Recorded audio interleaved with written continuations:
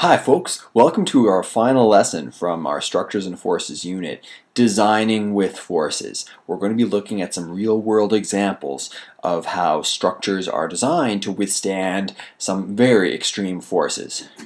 Wait a second. Do you hear what I hear? Something strange. And I'm not starting a Christmas song here. Oh my goodness. Oh my goodness, the ground. I think it's an earthquake. Oh, thank goodness it was one of those short earthquakes. My goodness. And it's also a good thing that this house was designed to withstand such powerful forces. Those are the kinds of things that structures need to be ready for.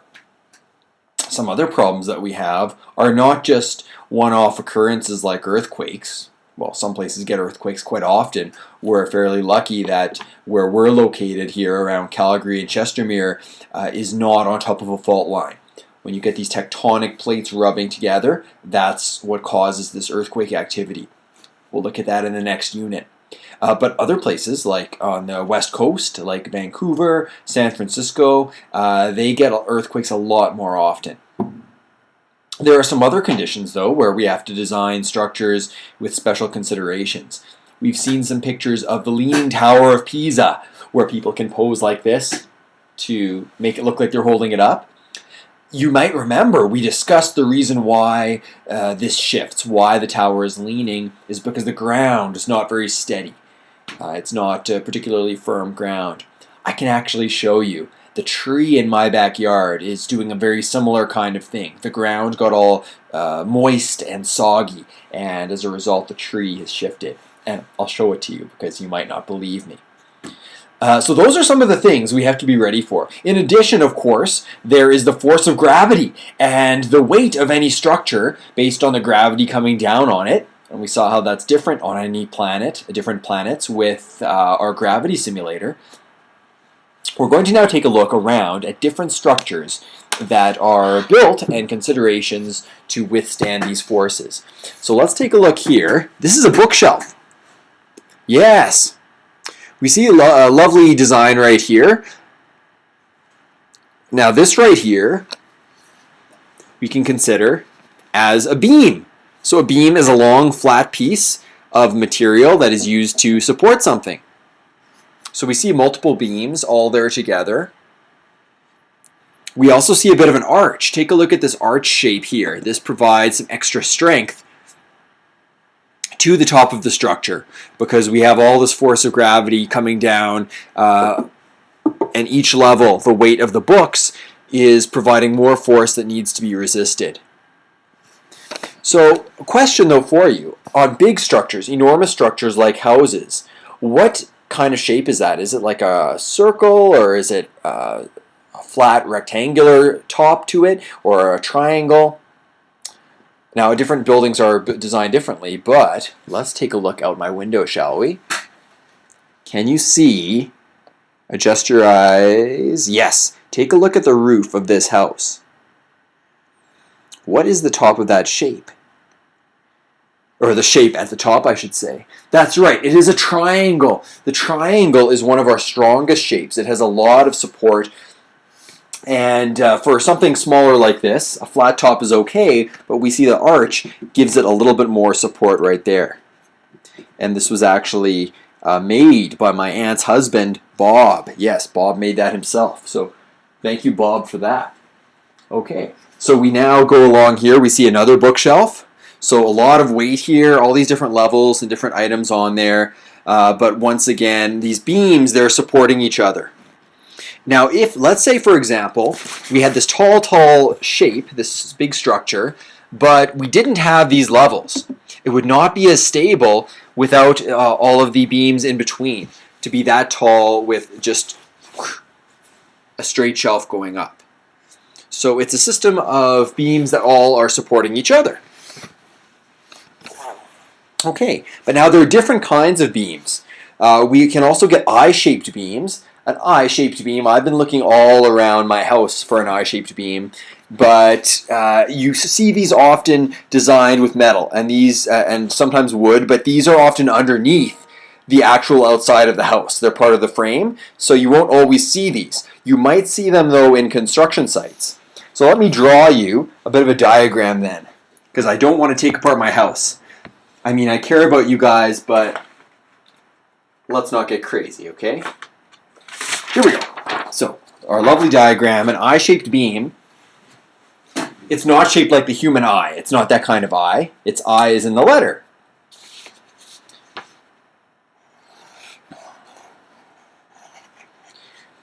So the eye-shaped beam would look a little something like this. We also look at girders. Girders usually made out of metal, particularly if you have ever seen like a big office building when it's under construction. I'm going to use my 3D skills here. I think I already told you a long time ago that I did win a coloring contest in 2nd grade.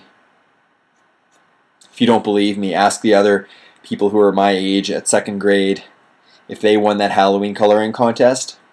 They'll tell you no. There's some other scumbag who won it. That's right. So a girder is this one right here. So you get a series of these because it provides support. The corners there give it some stability. You would not just have one girder holding up an entire building. You would get a whole series of them. It also, though, saves you material, and it reduces the weight of the structure as opposed to just having a solid metal block. You may have been wondering, why not just have a solid metal block? Speaking of solid objects, we also have columns. So a column is basically just a solid beam that is able to stand on its own. It supports itself and gives some solidity to hold up an object. Often you'll see these holding up a roof. In a sense, we could consider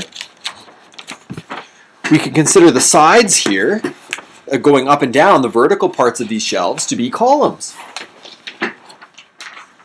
That being said, if you just had that flat part, it would not stand up by itself, right? The slightest bit of force would tip it over. But together, though, it's part of the overall structure. Yeah, your typical column will actually be solid enough if you think of these ancient Greek and Roman columns that they could actually stand on their own because their mass is so much that they can withstand the forces of wind or even a mild push. Okay, there's some other interesting objects you might want to see, though. Let's take a look, shall we? We're going to go downstairs. We're going to look at something that's a cantilever.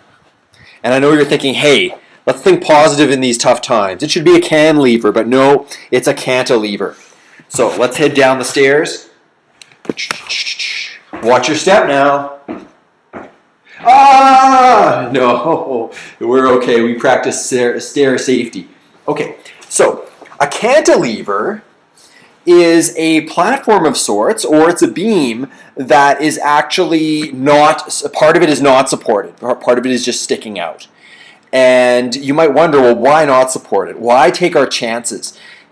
And we'll see exactly why. So let's take a look right here. Oh, there's my fox calendar. Baby animal calendars are the way to go. Take a look. This stand here is holding up my microwave.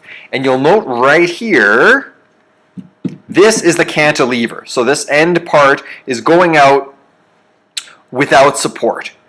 And yet that's necessary because imagine here, if we had a giant beam right here, this would prevent me from storing anything on my, what's it called? The counter, that's right. So without that, I couldn't have my water bottle here. I couldn't have this nice cake that my mom sent me. That's right. So it would just be impractical to take up that space. And that being said, you'll note that we have some fasteners here, that our cupboards are nicely screwed in, so there is the support coming from there. And then there's enough support from the underneath part of the cupboard that having a little bit unsupported is okay, because there's enough support further back, this plank goes fairly far in, that it's okay to be sticking out a little bit. While we're here, while we see our microwave, this is a great chance to review our heat and temperature unit. We see the microwave is a great source of thermal energy. We talked about microwave safety as well. This would actually be a great chance to experiment with the radiation from the microwave. Can I give myself superpowers? Let's find out, shall we? Okay. The important thing is to leave the microwave open, because if you want to absorb the radiation in your body, you don't want it staying in the microwave. So probably a good hour should do it, right? 60 minutes. Okay, and let's go with start. Oh no, it doesn't work. It doesn't work with the door open. I was meaning to find the override for that, but no superpowers today. Okay, so we see several other structures. We see these the beams here. So right here on our TV display, we've got a nice beam here as the shelf giving support. We'll note here we have a tower, we have a stack. Yes. So all kinds of beams, columns. So here we have a series of columns, these pointing up on this CD rack, and they're all connected with beams, and the columns are giving the entire structure stability and strength. See, I'm going to try to push this whole thing over. And no, the structure is strong enough that it can withstand that. Absolutely. Okay, so we've taken a look at some different features, some different kinds of beams, different columns. Did we talk about arches yet? I think we looked at an arch, but I want to show you another arch. So come this way, shall we? So unfortunately, all of my door frames are squarish, right? But it makes sense. There's still some support. It's not like you're having to hold up a massive, massive load. But I'm going to show you, I do have an example of an arch in a door, but it's a tiny, tiny door. Okay, and I have to thank one of my former students from last year. Actually, a couple of them. They did this as partners. These are some haunted houses right down here. I keep these exemplary projects. They were social studies, haunted houses of human rights horrors. So you'll note this door right here has got an arch shape. So especially when you have large structures, you'll see this a lot on ones, let me get down a bit more, ones that are made out of stone or other heavy, heavy materials will often have arches. And the part at the peak of the arch is called the keystone. And this gives it a lot of strength and stability, and the force of gravity and the weight that's above it is transferred down the arch. So it's not just all pushing it in at the middle right there. And it's why we often have triangular roofs. Because, let's have a better look here. There we go. We can see the whole thing. Because when we have the weight of snow accumulating, if it's all just pushing down at the top, the force has got nowhere to go. But when it's at the side, not only is some of your snow falling off the side, but also the weight of that is being transferred down and shared among the whole structure. Let's take a look at this little mini house. Right here we've got, this is an actual 3D one. We see once again our triangular roof that is allowing the force to be transferred.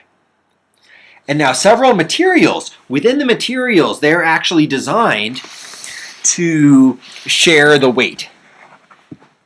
So let's take a look at the cardboard, shall we? This one has got cardboard. Both of them are actually. Take a very close look at the inside of the cardboard right here. So this is called a corrugated material. You'll see the cardboard actually forms little waves. Here we go. Yeah, you want to look at this side right here. Yeah, so you can see that it's like a little bit of wave-like shape. And so the force, even within that cardboard, is being transferred throughout the waves, throughout the material. So once again, it's not just concentrated all in the same spot. We've looked also at different kind of composite materials, things like plywood, for example, where we have different layers. We have layers of wood that are all being put together, and because it was found that when the force is on plywood, when you have several different layers that are glued together with some kind of adhesive, that the force is then shared among all of them. Whereas if it's just one solid block of wood, there's really nowhere, with no empty spaces in between, there's really nowhere else for the force to go but to make itself an opening. And so there will often be cracking. If you have just a solid block of wood, compared to several laminated layers. Okay, so I hope you're floored by this presentation, and that concludes our entire Structures and Forces unit. So you guys will actually be getting to design your very own structure, whether it is a vehicle or whether it's an amusement park ride. I will have more instructions on that in the coming week or so. But you still have more time to finish up your gravity simulator. You still have more time to finish your traditional structures assignment, and those instructions are all there on D2L. Okay, so I hope you have yourselves an amazing weekend, unless of course you're watching this in the middle of the week, in which case have yourself an amazing weekday. Take care now. Welcome back to our surprise ending. I forgot to show you that tree that was tilted in the ground, so here it is. Prepare yourselves. Yes, okay, let's straighten this up so you can see the crookedness. Yeah, so this tree, there we go. You can see this tree was once straight in the ground, but you can see how it's leaning a bit as a result of the soft, mossy ground that is underneath it. Okay, thanks for sticking around for our surprise ending.